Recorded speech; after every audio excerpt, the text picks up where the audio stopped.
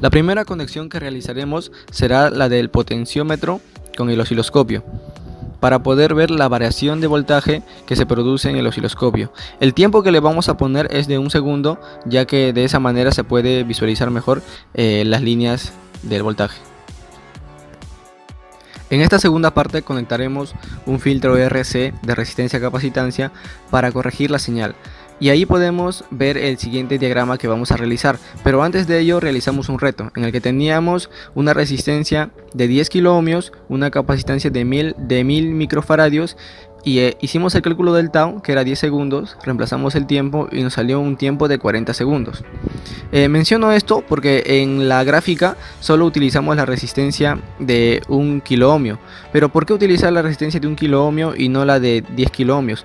Bueno, usando la misma fórmula y haciendo los cálculos, con 1 kiloohmio obtenemos que solo es 4 segundos, en cambio con 10 son 40 segundos, y para poder visualizarlo en el osciloscopio sería un poco complicado, ¿no?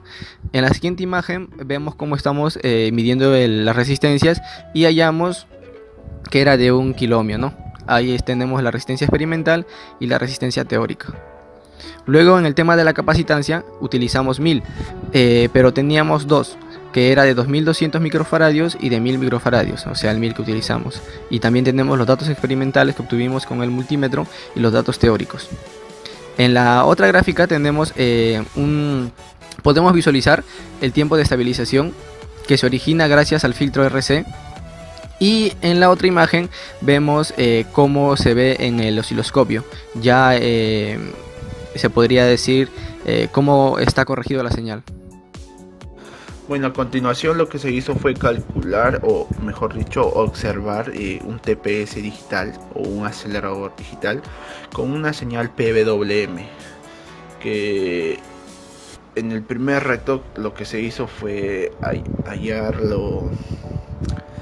el periodo mínimo que producía este acelerador, lo cual fue de 200 ms, y entonces queríamos hallar también su ancho de pulso mínimo, que sería el 10%, o el ancho de pulso alto, que es el 10%, que es de 20 ms, y el ancho de pulso bajo, que sería la parte de abajo del parado, que sería 180 ms.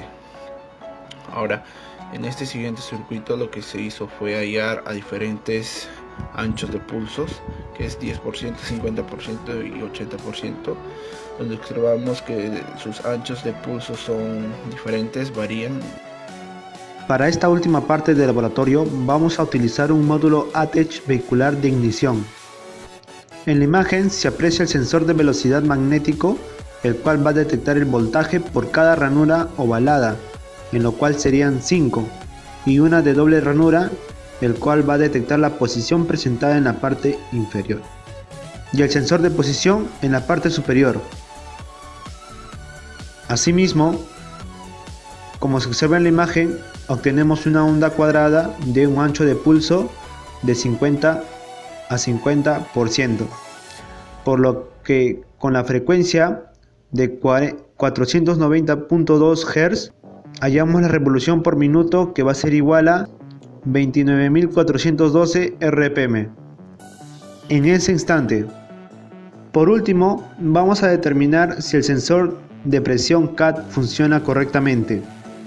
Para ello tomaremos en cuenta que la sonda del sensor de presión debe ser gruesa, por lo cual es diferente a la sonda del sensor de temperatura, que es más delgada.